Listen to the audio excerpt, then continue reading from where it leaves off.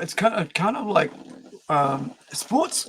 Sports is all about fairness, right? And that's one thing. It's like it's where you train your body and you push yourself to it, and anything deviating from the truth of who you are, right? And I don't mean like perceived truth or I believe I'm such and such. The actual, like your body, your physicality, your gender, and all that.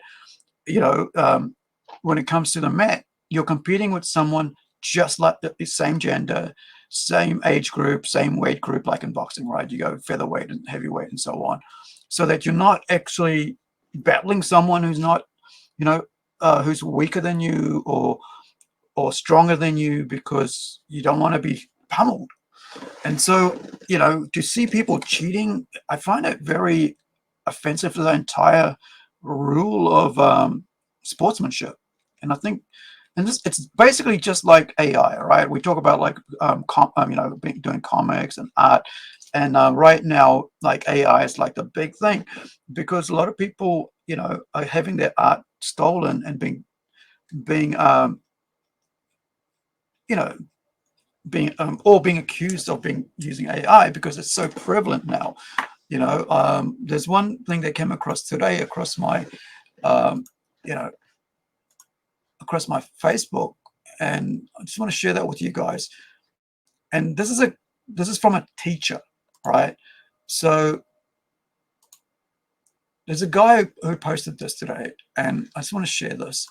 And how sad it is to know that your teacher, who you respected, who taught you art, right, is now promoting, right, AI. So this is someone who's actually spent his, as a tutor studying art, right? Like they say, right? If you can, what is it like? If you can't teach, right? So this is kind of proves it, right? That whole idea. I've always been against that, like the whole idea of if you can't teach, because I know there's a lot of great tutors that I've had, great, artists and such so forth, themselves.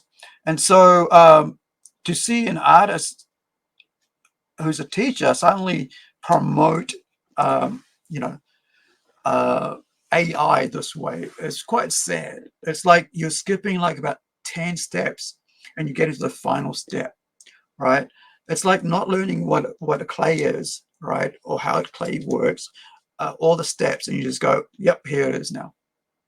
That's basically it, and you can do that now, right? I mean, like with 3D and stuff, you can basically chuck something and there it is.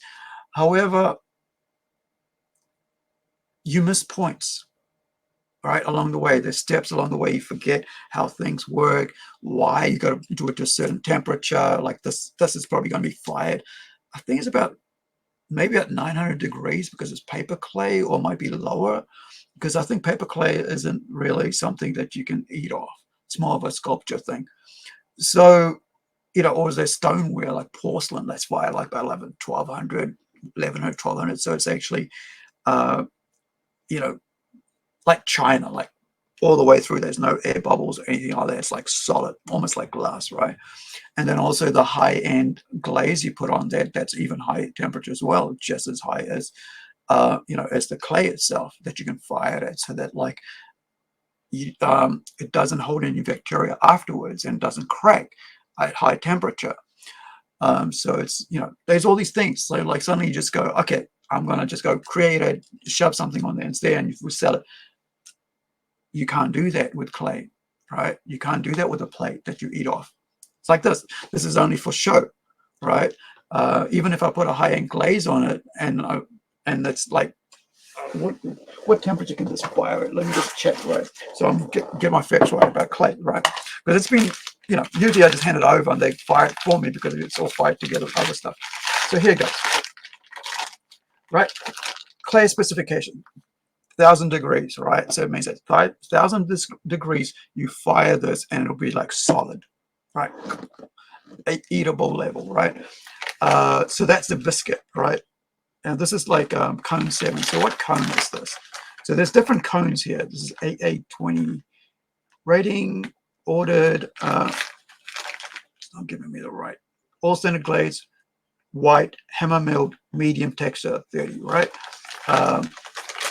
Where is that when it says pottery, glaze? So this would be like middle fire, not earthenware. So about 1250, right? So was that 20?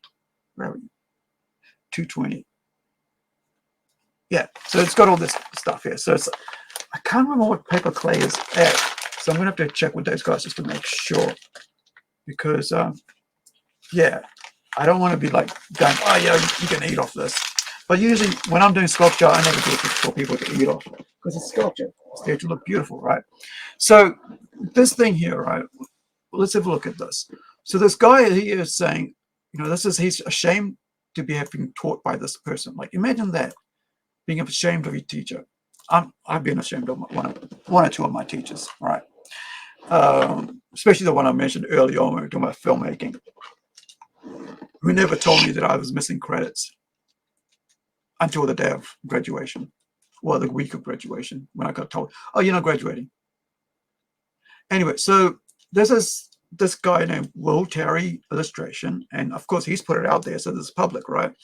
So he's promoting AI art to his students, to his new students, or whatever he's doing, right?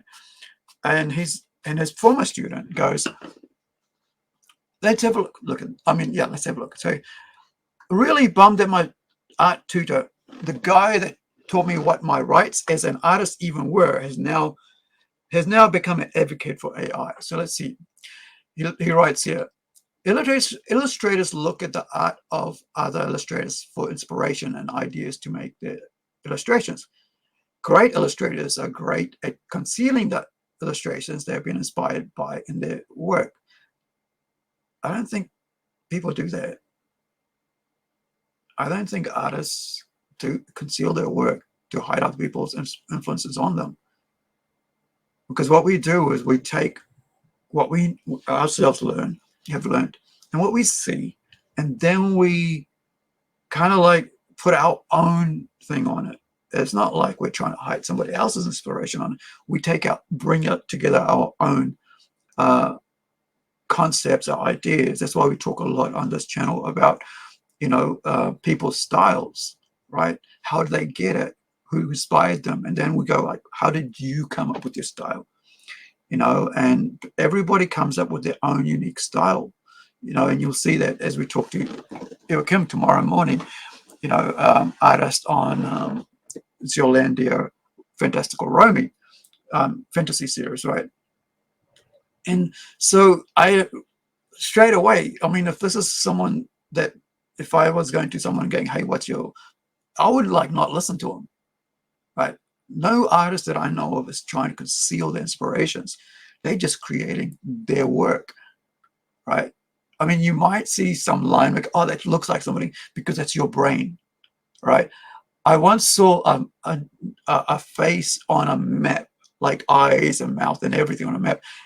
And my tutor at that time, who happened to be a pastor, right? He was teaching us about like, I can't even remember, hematology and stuff like that, like the study of the Bibles, whatever, right, of the worlds and stuff, like languages. I can't remember what the word means, and some other stuff anyway. And he just said, look, that's because that's your creative brain, right? It's because you see patterns, and that's your creative thing. And that's like a lot of us, like as artists, we'll see patterns and things, and we'll see other people's work because we're used to seeing that work. Like, I'll know Mike Mignola's work straight away. I may know Todd McFarlane's, but there's only so many people, because I don't really look at art that much. I look at art to buy covers, right? But I look at writers. So I know what sort of writing Garth Ennis does, so I'll get some really cool, mature stories, because I know that's his style, right? And he's totally different from everybody else because of the way of his bringing, right? You won't find anybody else, his upbringing, I should say. You won't find his outlook on life when it comes to writing stories and telling you stories, same as anybody living in America, because he was raised in Ireland, right? During the times of trouble, as they call it, the troubles, you know, which is like IRA and all that. And so that's his, you know, his styles comes from like being that sort of heavy, kind of like heavy stuff, and you know, straight in your face kind of punk stuff. Uh, and so that's why, you know, that's why I say that people aren't, artists are never hiding something that other artists are doing.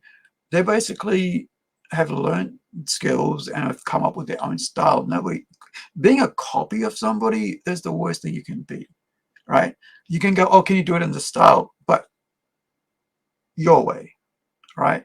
I've had people come up to one of my friends and go, oh, can you do this in that style? It's like, well, why come to me then? Why don't you go to them? All right. So that's, you know, that's why I think it's like a lot of people don't understand that, like, you know, if you're going to somebody, you're going for them for their work, right? And this is why I think this guy's got it wrong. I can't imagine, I can't understand that he'd be, you know, a teacher, but maybe he's a good teacher, but not a good, I don't know. But anyway, he writes, most illustrators are outraged and offended that AI art software is doing the same thing. No, it's not. It's not getting inspired. AI art is inspiring anybody. It's like candy all the time. Unlearned, like it's just like, it's not even like candy. I don't know. It's just like here, 2-3 words here. If I put all this stuff together, it'll put out. But that's not how anything works in life. You know, you can't go A and Z and Z. I mean A, Z, B, Z, G, F, and it's there. That isn't how things work. You see, the process of art is that you start out with something, and along the way, something else inspire. You know, you get inspired, or something else goes clicks in your head. You go, oh yeah, there, or you get a mistake, and then go, oh, let's see how far I can take this mistake. Maybe I can. Maybe this is something good. I can turn it, and that's how it works, right? And it's nothing. AI isn't like that at all, right? It's just not the entire thing at all. It's just basically putting in numbers, like it's a calculator, right? But the problem is that calculator isn't just using itself, it's using millions of stuff from actual artists out there. And recently, a friend of mine basically said, it was a, you know, great New Zealand, you know, I guess publisher, comic guy, from Rhoda, and he's like, he sends me this thing about Meta, and I go, and you know, with Facebook and stuff, and he goes, "What do you think of this?" I said, "Whoa, that looks like AI. It's all smudgy and all over the place." So whoever did this Meta thing is actually using AI and Meta, right, as well, where buildings don't even look right. It all looks like smudgy. The landscape is all, you know, it's just populated with rubbish because the computer isn't able to comprehend a human eye. And that's one thing that you learn, that like your eye and your hand work a certain way. You teach your, that's why like I don't draw that much, because my hand has lost the touch, right? Like the real gentle touch I used to have when it came to pencils. Now, because of my damage in my hand, I find it really hard to control the pencil, the weight, the way I used to be able to, which I spent like, gosh, maybe 15 years of my life doing, maybe 11 years of my life learning, and then just losing it because of an accident, right? Getting my cartilages cut. So I think, you know, it's quite sad for teachers, like especially this guy here, teaching, you know, telling his students, you know, telling everybody, being proud of it, that, you know, this is what we as artists do. Maybe he does, but look, the artists that I know, and as an artist myself, I don't do that, you know. And I think it's just wrong to start saying things that, you know, because it's kind of like promote something on a falsehood. You know, it's like, oh, it's like saying, what is it, like plant-based product is cheaper to produce than just meat, right? Than just a cattle. A cattle just walks around and eats wheat or eats leaves, eats grass. But to grow that plant, You got to have all this other processes and additives to add to it so it tastes like meat, right? And it's just the funniest thing. And also, it's not really that good for you, right? And this hasn't been around long enough for you to for them to actually work out if it's going to be healthy enough for you to survive on or not. It's like eat a steak, right? Got all the natural goodness in that steak, right? And you can say, oh, it's pesticides and all that. But listen, no farmer wants bad meat because he's going to lose money. Nobody's going to go back and buy from him. So everybody's like trying to put down farmers and stuff. Like, I haven't seen that many bad farmers in my life. I come from a farming village. Grow up, here in New Zealand.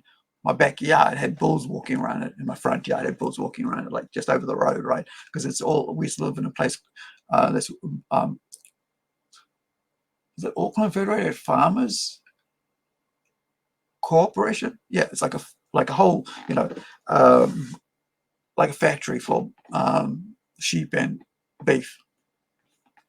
And anyway, so I think it's so much simpler to have an artist do something than to then try to create, say, something that's real. I mean, like, sorry, it's easier to get an artist to create something and give you 10 ideas straight away very quickly. Like, I have one of my artists, right, sends me artwork, let me see if I can grab it here. He sends me work, like, every time we do a page for a book, right? He will send me like sketches, right? I'll show you what I mean, of the work, right?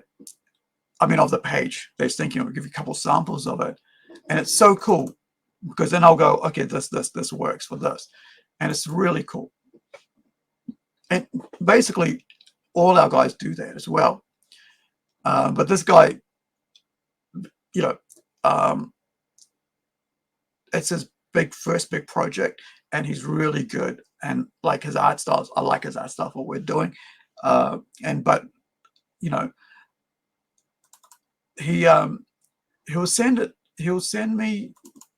Let me just make sure I got the right work in progress. Right, here we go. So you get something like this. This is really cool. When you see, like, this is why, how good artists, right? Having an artist work on a project is, right, compared to having a hire, right? So this is 4 samples of a page of one script page, right, of a comic book. So you can see there, right? Let me bring this up so you can see where I'm pointing to. So you can see there, so this is going this way. So he's designed, you can see the similar sort of like all across what I've asked for. But he's also, if you look here, he's changed it a bit on the angle, right? You can see here, it's face full on, like you're looking at it. Here it's side on, the same one. Here it's a bit wider. Here's a bit more close up. Here he's leaning forward. It's kind of similar to that. But then you look here, he's standing up, right? And so I get to decide, what panel I like for which one, because I'm a visual person. I've imagined something in my story, right? But not really, right? Because a lot of times I'm just thinking, it's not always I can visualize, because usually I just go head and shoulders. I mean, like sort of like wide shot, which like medium wide shot, which this is here, right? Or a one, it's like one, just what is it, like just one person talking, kind of like a medium wide shot here, but it's more of a medium close up. Like this is more of a medium close up, and so it depends how you want to, that's why, like, having something like this, you can go, oh, I like that look, you know, I can choose like, oh, I'll have this one and I'll have that one for that one. And I'll have for this one there, you know, I'll have this one, that one, you know, this one and that one. And this way, when you've already decided, that's only, you know, you've chosen what you want so quickly. And you just, right? That's the artist. And that's what AI can't beat, the quickness of it all. Like you could do, you know, type in 30 times for the, you know, for the moment, a good artist like this person would take him 5 minutes to do, or 10 minutes to do. Your 1 hour or 2 hours to get a good image, right? Which it might even have like 6 fingers on it, right? Or missing an ear, right? Because you didn't know that it's missing an ear, because you are not an artist, you don't understand how it works, right? That everybody's got to have an ear. Or you got to, you know, like I saw a picture today, it's like missing an ear, right? And it's like, because an artist doesn't, a non-artist doesn't understand how anatomy works and why, you know, why art is so, you know, why artists are so important, because they're skilled. Like you wouldn't get someone like who's watched the Google thing go and start putting together a car, right? You wouldn't see me putting together a motorbike after seeing somebody restore one. I wouldn't even know how the whole friggin' light goes on, which wire goes to where. I would have to spend hours and hours watching that to make sure I didn't electrocute myself or whoever's going to write it, right? I was watching this is the reason I mentioned this, because I was watching a restoration of a Jawa, never heard of the brand, a motorbike from probably about 1950s. And man, it was so cool. So anyway, let's get back to this guy, all right? So he carries on, all right? They often claim that their art is being stolen. Of course it's been stolen. We know it is. Like, it just chooses whatever's been put out there on the internet, right? It just takes whatever's been put out there on the internet. And so we know it's stolen, right? That's how you can prove it. You can put it into Midjourney and go, is this AI art or whatever it is, right? Or test and it goes, is this AI art or not? Yeah, it is. Therefore, it's stolen. Because where did it come from? If it came out of fresh air, then you've done it, right? You drew it yourself. That's the only other side. You can say if it's real, you know, if it's been done by someone or not. If it's done by the person who's doing the AI art thing, if it's done by themselves, then they're an artist. But they're not, because it's done by the computer, which has taken all these images from everybody else, right? I could use an AI prompt to go, hey, do me something in the way, in the you know in the way of Will Eisner, right? Like the Spirit, or like Mouse, right? Do me a cat or a dog in the style of Mouse, and it'll just go and steal Will Eisner's designs, or whoever else has done something like that, you know, character, you know, design work like that from all over the world, not just the West, but anybody, anywhere, at any time who's put their work online. And that's what it does it, right? Because it's just using Google, right? Anytime you posted an image up, any of your artwork, any of your photos, you know, that's what it is, right? That's where they take it from. It's not like nothing new that you know, and this guy basically saying it's not being stolen. Well, prove it. It's not onus of us to prove it's not stolen, right? Because you're claiming it's not stolen. So prove it. How was it not stolen, right? But it's sad to see like people like head over heels promoting that, and here, especially this tutor doing it, right? It's like you're teaching your artists, right, your students, to basically be thieves, and then like this guy says here, right? Really bummed that my teacher, the guy who taught me what my rights as an artist even were, is now become an advocate of AI, right? And he's saying he's not it doesn't steal art. We all know 100,000%, million% that AI art is theft. It's stolen art. It's like stolen valor. It's like Biden saying like, oh, my son went to war and he didn't, right? It's like that. It's like saying you know, uh, your child won a gold medal and they never did, or they bought a gold medal, right? It's not real. It's cheating, And I think that's and to have a teacher, an art teacher, right, be out there saying these things. It's injustice to all the students he's taught, right?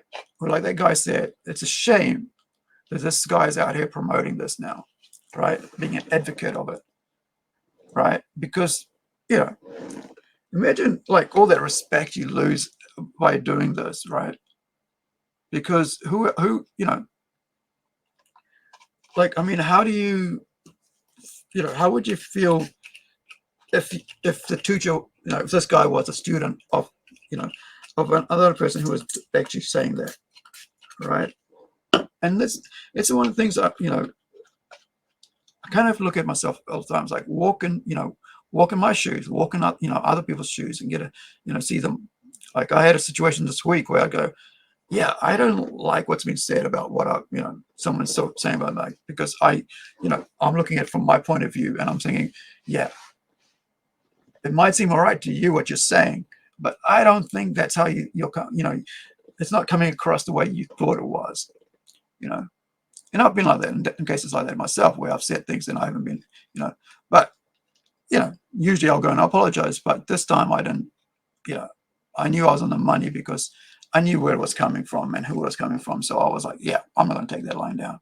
So this is the same thing here, right? You got this student being ashamed, well, disappointed in his tutor, who's out there doing that, and it's quite sad because this guy's going to be teaching other people, the next generation as well, right? To think that like using AI art isn't stealing, right? And the other thing is like people like this, right? I mean, you can choose to do whatever you want, right? I don't hold it, but if me, I would be like, I would never buy another work from that person, because the people say, right, let your money do the talking, all right? If you don't like something, if you don't like something in a movie or whatever, you don't go watch the movie. Don't pay for the movie, right? Or whatever. That's the only way people learn sometimes, is by just not because you can yell all you want online and all that, but nothing will change.